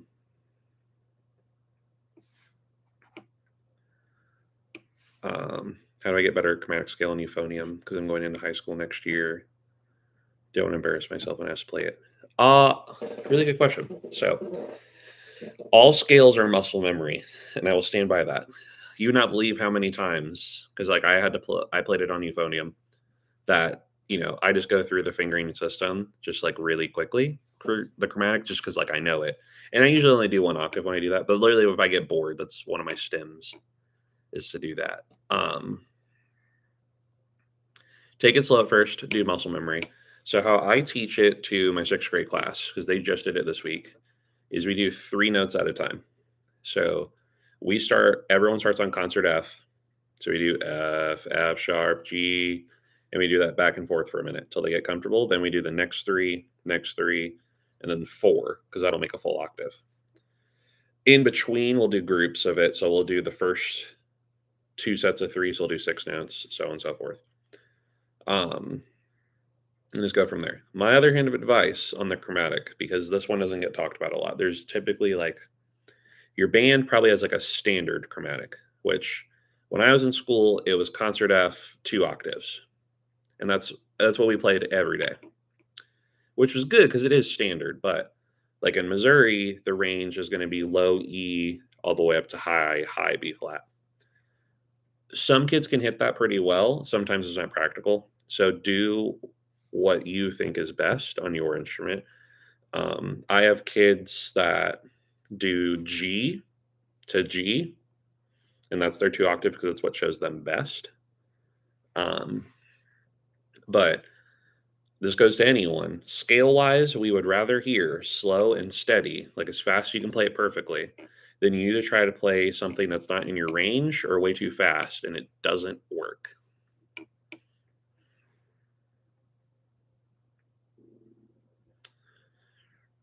It's the easiest. My friend seems to insist it's the hardest. It's pretty easy. One of the choir kids said band is easier than choir. How do you feel about this? I mean, I think there's a couple of reasons why that's true. So with choir, your voice is your instrument, and there are times it's your voice, especially like as you're going through puberty and stuff, like it just changes too much and it's inconsistent. Versus the instrument is like an amplifier for what you're doing. As long as you're using the right air and you're putting the things down and the instrument works, it is ultimately easier. It's less vulnerable. You have something to hide behind. So I can see why people would say that. I would probably argue it's the same. You also don't have to like feel where pitches are on an instrument necessarily. Like you have to use your ear and listen and adjust. But like trumpet, this is G. Make sure that you just have the right shape and you're good. It'll play it for you as long as it works. Hi back, I'm Mistah White. Teaching kids who are learning low brass, even if they played another instrument before, the only thing they struggle with is the amount of air. Never enough air. Actually, when I was doing auditions yesterday, I had to do 7th and 8th grade trombone auditions, and I could hear them outside of the room every time a kid walked in. Use more air. Use more air. They're all chanting each other on. They didn't use more air because I was like, "Good job, buddy," and they did good. They're just nervous, and I get that because like they always practice, and I remember being the same way. I actually had to tell a couple kids like, "Hey, like, I literally also went to this high school. Like, I went to the same high school, I went to the same middle school.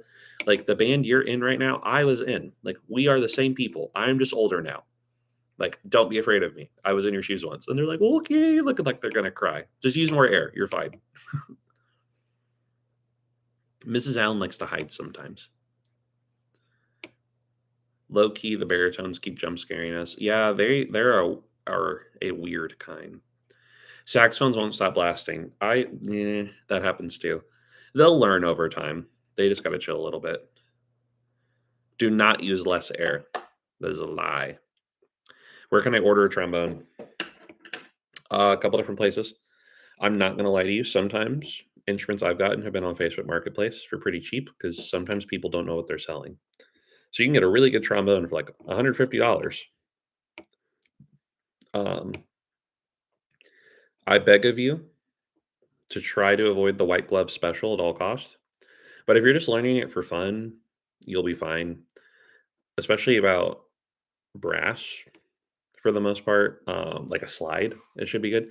Even if you get like a P-bone instrument, like one of the plastic ones, especially just for fun. Trombone's going to be one of those ones that you could pretty safely order almost anything, especially for fun, and you'll be fine. Everything else, something's going to break. But like I said, trombone, no issues, pretty much. But as a sax, the baritones behind us kept blasting our ears while waiting for a teacher. Yeah, they mine don't do that, but some do that. Like I said, my instruments are weird. Like how the low brass is typically really goofy and like farty and stuff, and like mine are actually like really formal and just do what they're supposed to. So Miss Allen hiding from the cops because she threw her baby. Oh no. Yeah, she did make a comment about throwing babies earlier. Because I said, would you throw your instrument? That's like throwing a baby. And she's like, well, one of the saxophones threw three reeds at me. That's kind of disrespectful. All for fun. Also, I can learn for my futures. Okay, so that was the question. Like, do you want to be a band director? Yeah, so trombone would be a good solid one to start on. It'll get you introduced to some bass clef. It really isn't that difficult. Trombone genuinely just is muscle memory and understanding where things are. Got my trumpet on Facebook for $180. Works good, not plastic. That's what I'm saying. You like that you can get some like really good instruments. I got a bass clarinet once off Facebook for 200 and it worked like really well. So the other kid did the thing where he puts the bell of the tube on their head. Oh, like the sousaphone one? Like I've seen that picture go around for years. That's a fun one. What's your opinion on trombones? Okay. So, real talk, they have their function. They're okay. They're not my favorite instrument, which is funny because I'm a trombone player. I don't know. It's just one big slide whistle. That's what I call it. I mean, some people get offended by that. I don't care. It's a slide whistle. I know what it is. I think for me not wanting to play it to begin with was kind of a lot in my brain because I really wanted to do something else. And then as I got older, I would have loved to switch to something. I appreciate staying on it, don't get me wrong, because it got me through college and I played it throughout all of that. So, I mean, in the end, it worked out, but it has its function. You already know saxophone and trumpet. You'll be fine on trombone. Swear some clarinets have Amazon instruments, or they just have too strong of a reed. There's lots of yeah. With woodwinds, it's like a whole checklist you have to go down of like what is wrong. Um, Funny story. I actually had a kid this week. He was one of my kids supposed to audition on Saturday, and his instrument just would like clarinet of course would not work. Like he would play G, F, and then E, and then when you get to D, it sounded really muffled. But then we got to C, it just would not work at all. And I tried everything. I looked at the bridge key. It was like, is your reed chipped? How's your ligature? Is reed strong? Like, how old is your reed? Everything was fine. Tried a new reed, still wasn't working. So I gave up. I was just like, dude, I don't know what's wrong. So he handed me back the clarinet after we tried it, and it still wasn't working. I'm holding it. I was like, let me try one other thing. And one kid that I've done this to before he started giggling because he's just like, I know it works. Like what he's about to do, it's going to sound really dumb. And I just looked at it and I go, and just making like some Gregorian chant noises. And I handed it back to him. And I kid you not, he plays, everything works. So for those of you wondering, I do have superpowers. It is that I can fix instruments with my mind. Friend 3D printed a flute and used it at a concert. It fell apart mid-concert. When I student taught, I was going to conduct a song with a flute because I made a joke about it with the 8th graders all semester. Didn't end up doing it, but I actually held it at the concert like I was going to do it. And I said, never mind, give me a baton. Trombone player in 8th grade. Well, as long as you enjoy it and you find reasons to enjoy it, definitely do it. I don't think I was given enough fun parts. I think that's why I ended up not liking it. So now I make sure not just trombones try to have a fun part on every song. Like I try to make sure like every instrument has good ones. Slide whistle, that's the new name for the slidey trumpet. Yeah, it's just the brass slide whistle. Bass instruments in my band are gifted. Dude, mine too. Like, and I'm a little brass player, so it's kind of to be expected. But like my especially in my middle school band, like my bass players are insane. Like not even just like my baritone tuba trombones. It's my like bari sax, my tenor sax, my bass clarinets. Like they are. It's a strong sound. Dad said if I played trombone, I would need a trigger trombone. I mean, you don't need a trigger trombone to start on. Like you can just play on a regular tenor. Um, but you can't play anything except French horn. For you if you can play French horn, you can play the other ones for sure. I told you, trombones on especially on marketplace are super cheap and they're worthwhile because like if you have a dent in the slide even or something's weird, all you gotta do is just clean the slide off and clean it out, oil it, and like 8 times out of 10 it's fine. If there's a dent, just get it sent off, and most of the time it's gonna be a cheap dent fix. Like it's worth it because sometimes you can resell them to people for more. Like you'll make money on it, but he's a wizard. I've actually never seen Harry Potter. Sorry if that makes anyone mad. I was a Percy Jackson kid growing up, and I just don't think I could have handled 2 fandoms at once. But no, I don't know. I just have magic powers. I don't know what to tell you guys. One of the substitutes for band told one of the clarinets he'd never get a job just because he messed up some notes. Dude, never take what a sub says seriously in that regard. Like when it comes to band stuff, just don't. No, no. That's job of your band director. And like if anyone says anything like that, that's dumb because like I was nowhere near the best player, and I'm still not. But like I can teach really well, and I can teach people to be better than me, and that's the goal, you know. And that's that's silly. Substitutes are silly. Oh, you have short arms. Well, sorry. I guess you're gonna be the under 5 foot club forever. My bad. No. Even then, a trigger trombone isn't gonna help you a ton because I think even when I marched with trigger trombone, especially if we were going a certain direction, like if we were going to the right, oh no, no, I couldn't even reach my arm out past like 4th position. So marching is not super fun with trombones sometimes.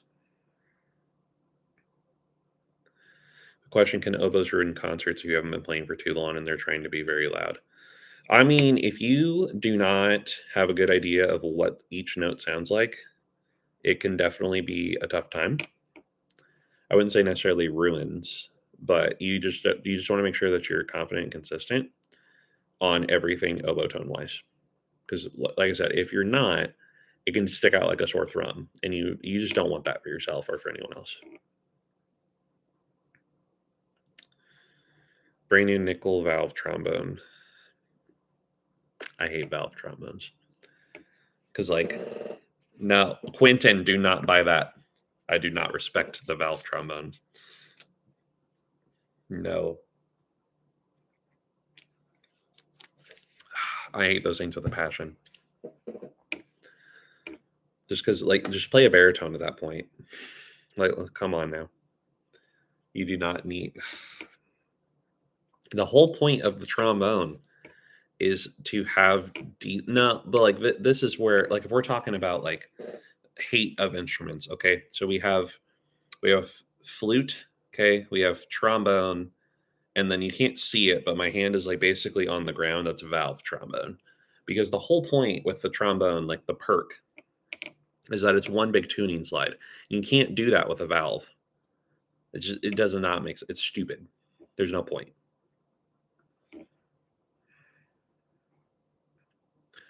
Thank you. It's my Sharky shirt. I'm trying to think about what I wanted to wear this week. So if you watch my videos, I dressed up all week just because it was the first week back, but I kind of was digging it. So I might do it again. Um, or I'll get lazy and I'll throw on my fun polos because I do have a ton of just like fun polos. I have a ducky one too. I do like my duckies. I've only worn it once, I think. Band director's gonna be out for All State. At least we get to finish The Sound of Music. I remember The Sound of Music. What a time. That was like my 5th grade general music class. What an interesting time. Anytime I'm gone now, I try to leave stuff for the kids to work on and like have a couple come up and conduct. And they get practice before. Like I won't put a kid up there that's never talked to the class before. But like if I was gone sometime this week, they'd be fine. Like it'd be a pretty good practice day. They could get some pretty easy stuff done. A lot of them already know the music. They've already made playlists and they're like, yeah, I'm going to listen to this when I get home and all that. Duolingo needs to make lessons for brass and woodwinds. That would be pretty solid. Be interesting. There's a couple different resources online for stuff like that. Mrs. Allen's post got me here. Miss Allen's the GOAT, as we know. It's also my bestie. Found an alto sax for $150 on Facebook. So I will say I've gotten 3 alto saxes on Facebook, all for less than $200 each. 2 of them I got as a pair for $150. So they're like, once again, some people don't know what they're selling because it'll be like a Yamaha saxophone for like $75, and I'm like, I don't care how bad of shape they think it's in. It would be so cheap to fix that. So I've done that before, and it's worth the investment. You can recite most of Sound of Music. I don't think I could anymore, and that's probably for the best. I think we watched it in my general music class once, my first year, and then I was like, I don't want to be this general music teacher that has kids watch this, especially if they've seen it before. So I was like, we're not going to watch it. I think it's because we were going over, let's see, we went over medieval music, and then that's where they introduced the like origins of solfege at the time. And then they're like, we know the song that they're singing in this video because it's the same theme as these are a few of my favorite things. And so they're just like, where have we heard this one? Well, we can watch the movie it goes with at the end of the scene. They're like, sure. And then they watched it. They're like, we didn't really care for that. I'm like, okay. I mean, I'm not going to force you to watch something that you don't necessarily care about. So, I mean, it was an optional thing anyway. It wasn't planned in my curriculum, but scared to know what TikTok Shop has now in Etsy, eBay, Temu. I wouldn't recommend any of that. I have another resource. Mrs. Allen, this is new for you too. I was talking to my old assistant high school band director yesterday, and he told me about an app he uses to get new instruments sometimes, like especially your more common ones, like what we're talking about. And he said he's gotten some insanely good ones. He said his only advice is look at the shipping. It's the app for Shop Goodwill. So you download the app on your phone and then you start looking for the instrument that you want. And chances are they're there. Now, I wouldn't try to look for uncommon instruments like bassoon or anything like that because you're not going to get hardly any results, but they do look all over for anyone that's listed it online. And they're all insanely cheap. So I took a look at a couple. I can also type in the chat. Hold on.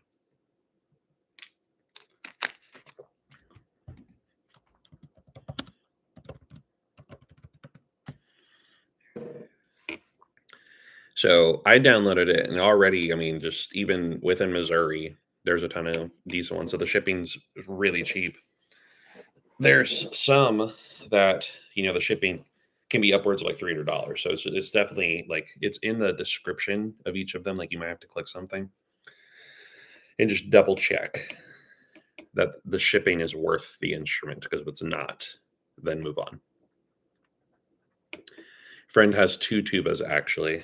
Interesting. Reverb.com. I was looking at Reverb for a little bit. Just to try to look, because I'm trying to find some like good solid tubas.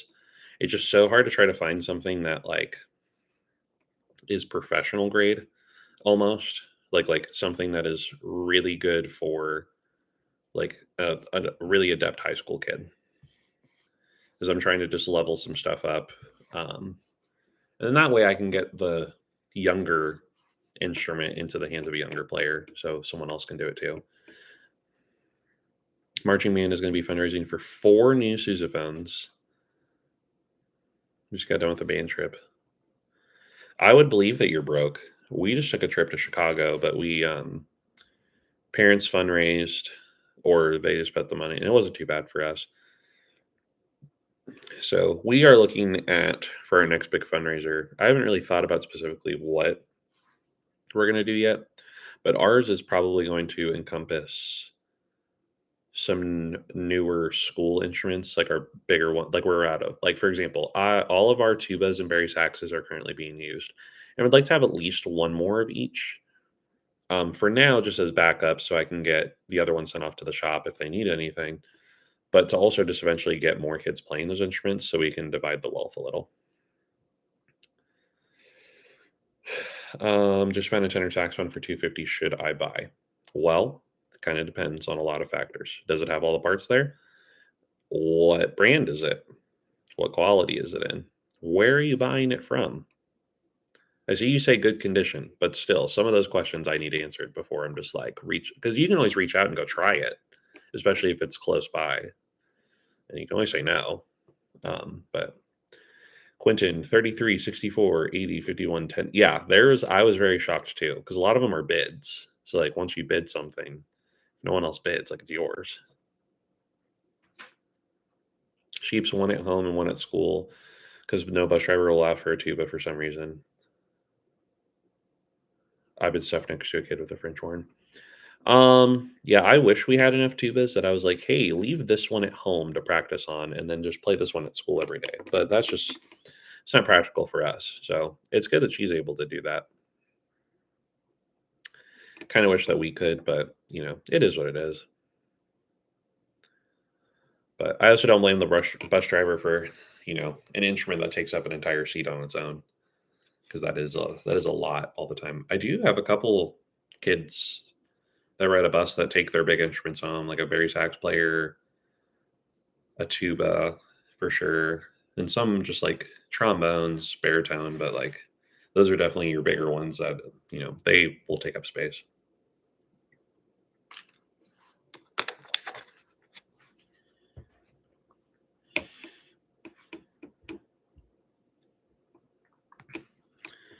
$45 shipping fee. See, that's where it's like, is it worth it?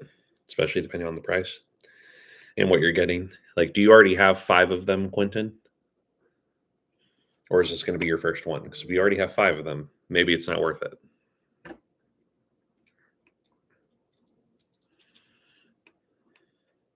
Maybe. You have to bid on it. So, yes. But a lot of them, they close within a couple of days. So he said that a lot of people, like, they'll put a bid on it and then they just won't look at it ever again. Yamaha, that's what I'm saying. They're like, it's insane how cheap it is. And then some people just aren't bidding on them. So, like, you'll be the only person to bid on it. It'll close and then you get it. If only I could fit my euphonium in my backpack and be like Mary Poppins. Listen, You're funny. I don't disagree. I think that's what, like, one of the other reasons with the trombone is there's just such a weird shape in carrying it everywhere. I was just like, this is not worth my time. But I also wouldn't want a locker instrument. Like, that'd be like me playing the piccolo just consistently. Like that would look weird on me.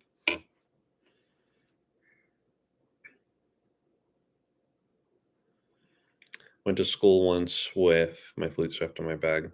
It's pretty jealous that you can do that. Or you can go put it in your locker. Like, that is so could never do that. $24. Are you talking about like with the $45 shipping fee? Because I mean, like, depending on the instrument, that's still not bad.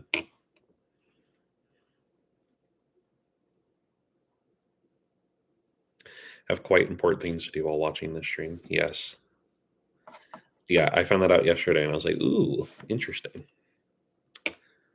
I need to start finalizing some stuff probably this week for recruitment for 5th grade. Bach Stradivarius, yes. So that is the same instrument I have that I think I told you. I've talked about it on a live. So I have a 42B, and it was originally like marketed at 3,200, but because there was a dent in the slide, I got it for $1,100 off. So I got it for 2,100. And when it came in, he's like, "Oh, I mean, they took off that much. Like, it's not going to cost that much to fix the dent. Like, the dent will be super easy." So I pull it out when I got it in the mail, and I'm using it. I'm like, "Oh, this slide's actually like really loose."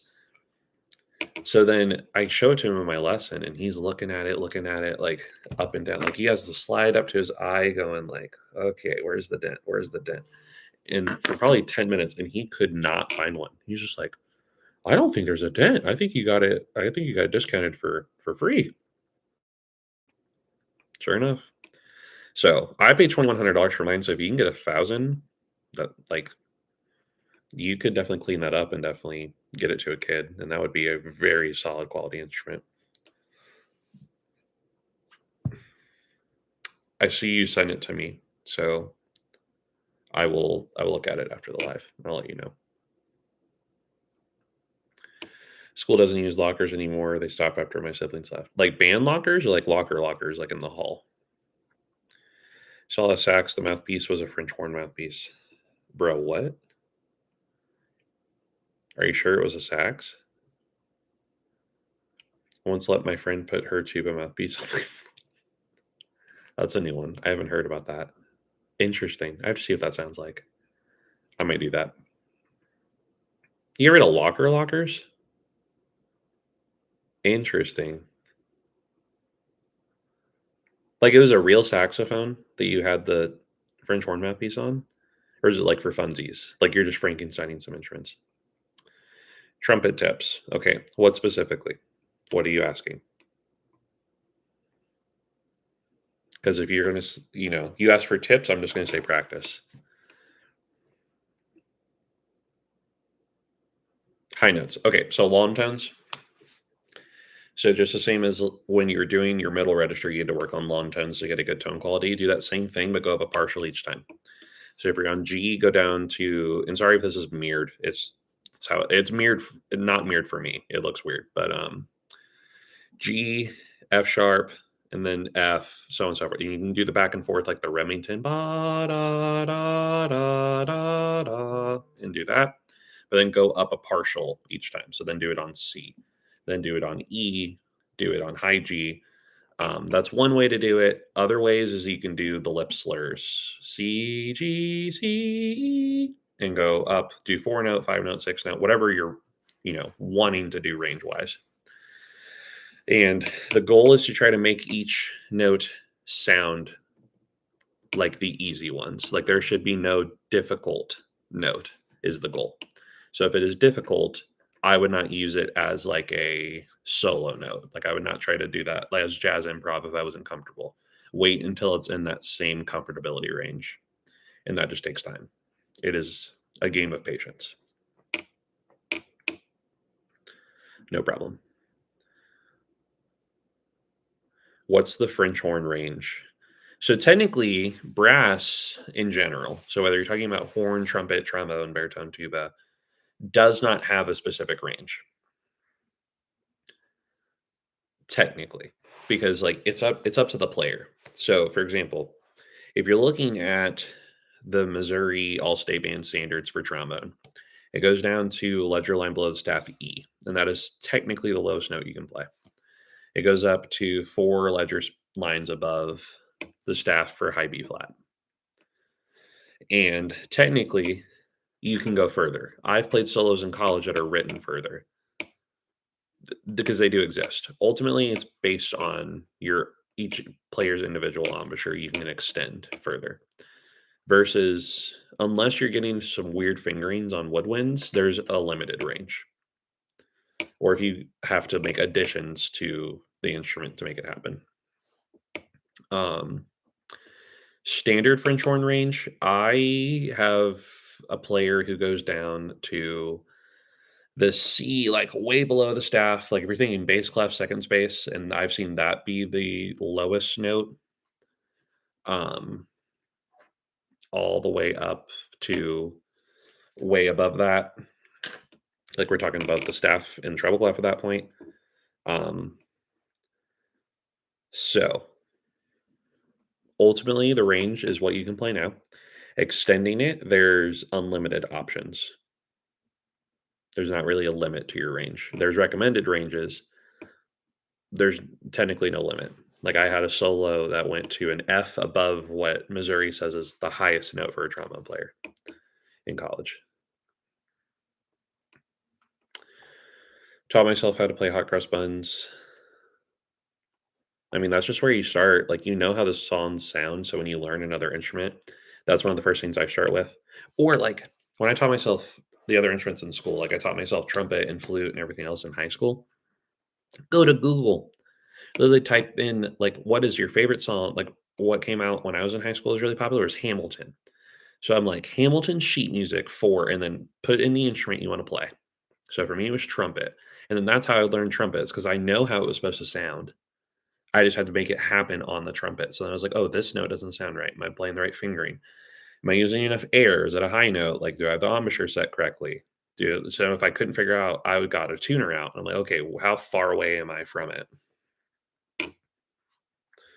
French horn can go really low because of the long tone. Yeah. My main instrument is trombone. So I played trombone, and then I did euphonium for one ensemble in college, and I did bassoon for symphonic band in college.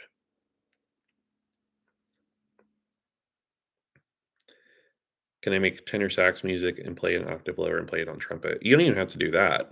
You can just play the tenor sax music on your trumpet. I mean, it's gonna sound on trumpet an octave higher, but don't try to make it lower. Just play it how it is. It's gonna sound basically the same. Yeah, just on a trumpet sound. That's it. My band directors make us learn things on our own if we are ahead. I mean, I do the same thing because, we don't want you getting bored, like, or burn out while we're trying to get everyone else caught up to the same level. Like, there's a bar set, and the goal is to try to get everyone up to that bar. And there's going to be people ahead, and that's the goal. Just like at our honor band yesterday, a lot of kids were like, oh, this is some of this is hard stuff, and a lot of my kids were like, we're pretty bored right now, actually. And I told them, sometimes that's the goal is that, you're doing things well. So it seems like it's just really monotonous. But so just make it unboring. Find some ways to make it not. It's just kind of how it is. Can't play D on the staff though. What instrument again? On trumpet? Well, work on your range. I mean, you can do it if you want. There's nothing really stopping you from do it other than you would have to make some weird adjustments. Like if the tenor sax part is below the staff and you're trying to take it down an octave, that's not going to work on trumpet. Because the lowest note you can play is that F sharp. So you'd run it. You'd have to do something. You'd have to do it weird. But I mean, if it's just for fun anyway, just do it for fun. Whatever you want to do. Highest I can go is C, middle of the staff and beginner band. I I think that if you can already do both of those, I think you can work on it. You'll get there. Back to French horn, one of my friends spent 5 minutes finding one valve of spit. Yes, that is always the biggest struggle. Thanks for all the planets. I was in middle school. We played Armed Forces, Star Spangled Banner. It's really bad because the clarinets had to play altissimo above high C on some parts. In middle school, I hope you're just talking about crossing the break, like when they first add the register key. But if you're talking about like the way, way up there, like the sleigh ride notes, that's just torture for everyone involved, especially when you have middle school clarinet players doing it. Prepping to teach my section at honor band because I'm first chair and I'm praying there, and Brad's like our flute section. Yeah, one can hope. That's not always the case, though. Sometimes everyone knows everything. Too many chefs, not enough kitchen. But at least you get to help teach the section. That'll be good for you.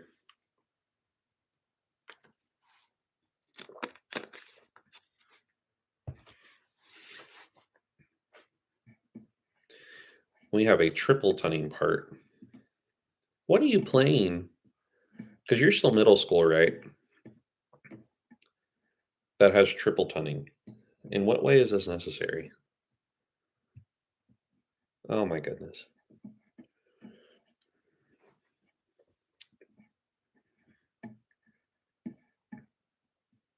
Yeah, I cannot think of any song I would program right now, even at the high school level, that I'm like, yeah, you guys are going to have to triple tone.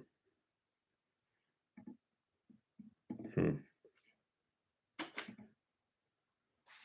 Have you ever heard the middle school band that played arabesque? I haven't heard specifically of the Lincoln Middle School band playing it. I mean, I've heard arabesque.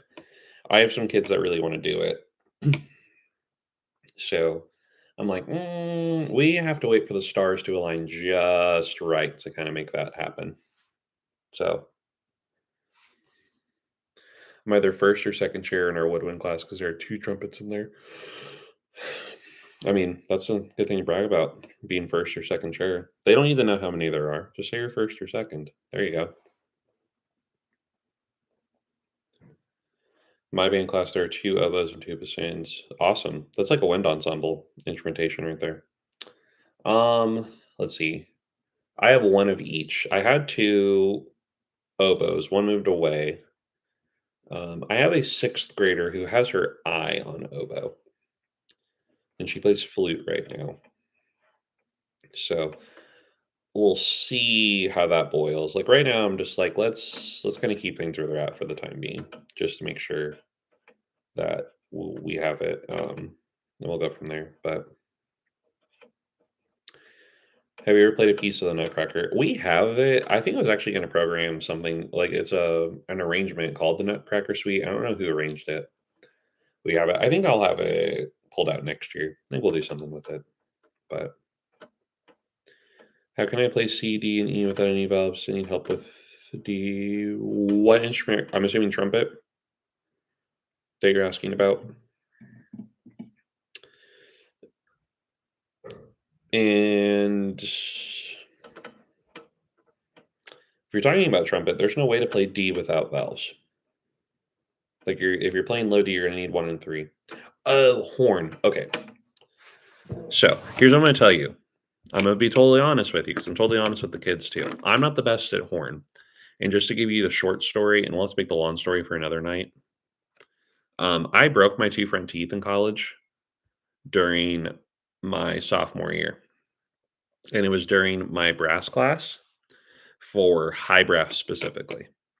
So I learned trumpet, and then as soon as we switched to horn, like I mean, like we took our playing exam on a day. The next day, I broke my teeth, and then we switched to horn, and they didn't get fixed until like 2 days before my horn exam. I learned it the night before, went in and got a 95%, which would be a flex, but I don't remember all of the fingerings and stuff. And I didn't get a horn player again until this year. So what I'm doing, while I'm sitting here talking to you is I have this app called Fingerings that I paid for back in college. And all I got to do is just pull it up and it tells me the fingering of any note on any instrument. So if you're looking for D on horn, are you talking about fourth line D? Let me know if you are. I'll come back to that in a second.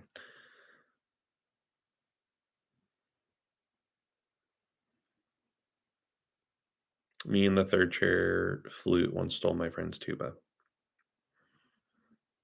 Don't do that. It's bad for you.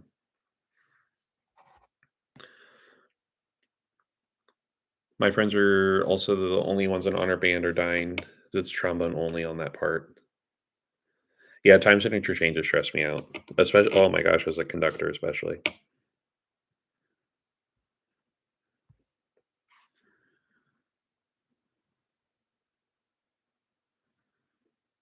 The D and octave. Okay, so I mean, there's two fingerings for that I have listed here. There's open, and then there's thumb one and two.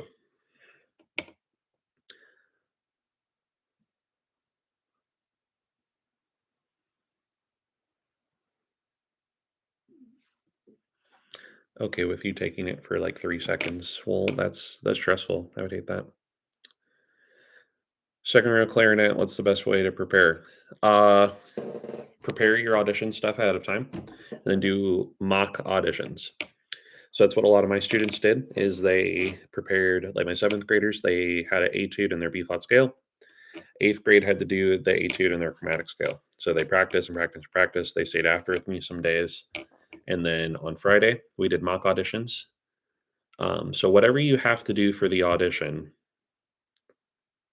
do before the audition. What I mean by that is if you have to introduce yourself, practice that before the audition because you will be nervous, guaranteed. So, like I walk in like, "Hi, my name is Mistah White. I'm from blank blank middle school or blank blank high school or like whatever," and then go from there. Like you have to practice exactly what you're going to do. That's the first thing. Then just make sure that you're consistent. Record yourself and listen back to it. Everything's going to help you. Have someone else listen to you, especially if they're also auditioning, and give each other feedback. Work with a tuner. Do all of the things. Like the goal is to make you sound like the best person in that room. Thank you. Yes, my instrument is trombone. That is my main instrument. Can't wait till I go to the Prism concert at FSU and sit on a bus for a few hours. You're talking about Florida State, I'm assuming. I never went. My two of my professors went to FSU.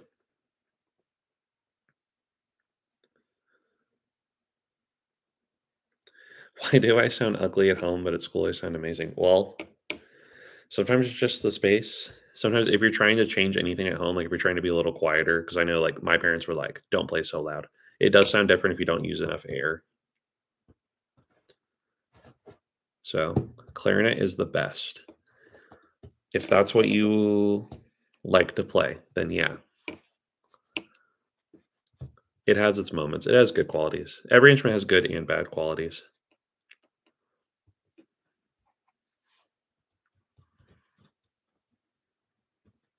I always mess up at home, but at school I lock in. Well, at least you lock in at school. Could be worse. You could be like sounding really, really good all the time, and then it's getting ready for the concert, and then the concert is bad because then it's like, ooh, all that good work for nothing. That's happened to me before. I've played bad at a concert, like made mistakes I never made before. Hello. Yeah, squeaks are bad. There's nothing worse than like when you're playing like this really, really awesome quiet part, and then out of nowhere a clarinet just squeaks, and you're like, the energy is gone. Ah, middle school. They can have really good moments, and then they can have not so good moments. Excited for middle schools nearby and the high school have a concert. I do love getting out of school for band stuff. It is actually really nice. Like even as a director, like our high school contest is on a Friday. And I'm like, oh yes. Have you ever heard a piece called Night Fury so yeah, okay. So I actually heard it yesterday. They played it for the honor band we went to. Seventh grade played it. And we did that when I student taught with my sixth grade band. So, yeah, we've done Night Fury before. I think I'm gonna have my 6th grade band do it next year. So, it all depends obviously on who those, because I don't know who those kids are yet. I don't know who's gonna be on what instrument or anything like that, but my friends play clarinet squeak so badly in the middle of a concert. It happens. It happens. Trilling on clarinet, I feel like it's fun though, especially like you're talking like Rhapsody in Blue, your low G trill. That's so much fun. Ever had a student get their hand stuck on the instrument? No, I don't give my time, or I don't give my kids time to do something stupid. Like I kind of have a rule that we have to be playing every 30 seconds. I don't advertise it as much. Like I think my first year I was like, "Hey, if I talk more than 30 seconds, we got to play." Just cuz you're not going to get better if you don't play. So, I make sure that we do it. Convince our drum major next year to no. No. Well, it says estimated delivery for the trombone is 8 months and 3 weeks. All right. That's like a full baby there. Like you need to do full blown, like you need to do baby shower. You gotta do maternity photos with it. That'd be so funny. Oh my gosh. It's like a big welcome thing. That's actually I'm sorry that takes that long, but that's kind of funny. My teacher goes on 10-minute stories about a rock band he's in. Listen, I tell stories sometimes, but there's either a point or I'm literally just like, "Hey, you've been playing a lot. Let's take a break." Um, but I try to avoid, and at this point, like all of my teaching is been with the same school. So like they already know all my stories for the most part. Sometimes I'll throw a different one at them. Like when we went to Midwest, I left like the last week of Chicago, or sorry, the last week of December I went to Chicago. So like I haven't seen them. Um, so like I'll tell them stories from that. But for the most part, they're good. Stop with the throwing baby jokes. Oh my gosh. Did you hear of the Name Those Tunes? So there's a show called Name That Tune. So we've watched that before. Let's see. It's so cold. It is cold. Which is really weird because I don't know about you guys, but Missouri, Christmas, it was 75 degrees outside. So now that it is, let me look, 30 outside, I'm not really vibing with it. Recently started playing baritone because I think I'm blowing too much air. Try to switch notes so it gets more silent. What should I do? You think you're blowing too much air? I don't think you're blowing enough air. Make sure that you're putting the valves all the way down.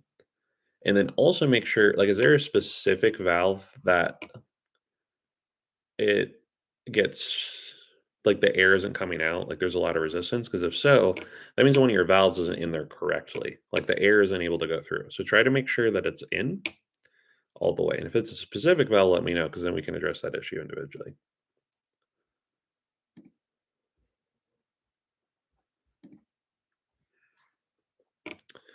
My piano play is named Little Jimmy since a tiny upright, and then my drum kit is named Bob. Saxophone is named Timmy. What should I name the trombone? I named my trombone Sebastian, the first one I got. I don't know. It's really nice that people still name their instruments.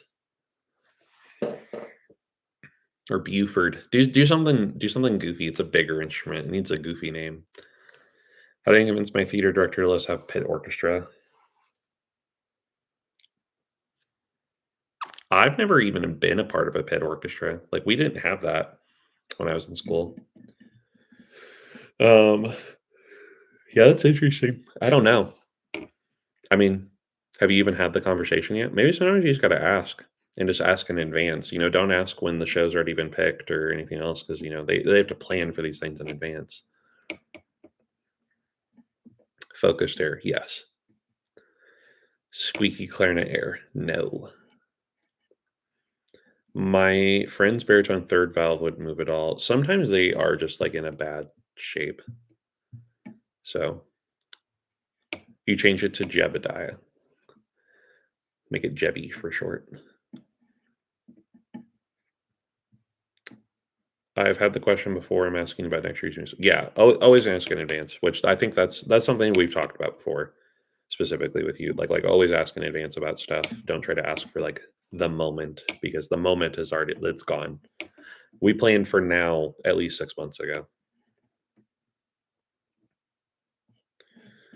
We pep band tomorrow, and I'm also a cheer captain. What do I do? Well, I don't make my cheer people do both unless they want to. I do have boys basketball. They will play basketball for their games, but on girls' games, they'll play band. So they switch on and off. Little Jebby. It's also damaged due to the amount of times he has dropped it. Well, quit dropping stuff. It's bad for you. I actually do. I just do a really big sigh anytime I see an instrument hit the ground. Or when the flute players like roll it on their knees back and forth. It irks my soul so much. Friends have this thing where we name our brass instruments with a J name. You guys are having like a whole family. Like your instruments are cousins when you start thinking about it like that. You guys are all siblings or something. Got to make a family tree. Hello.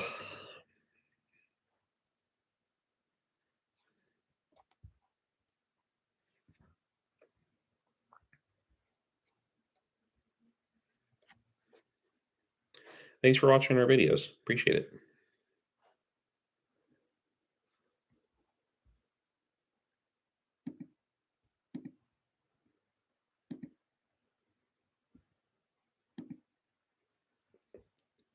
Sorry, buddy. That was a weird comment, so I deleted that one. Okay.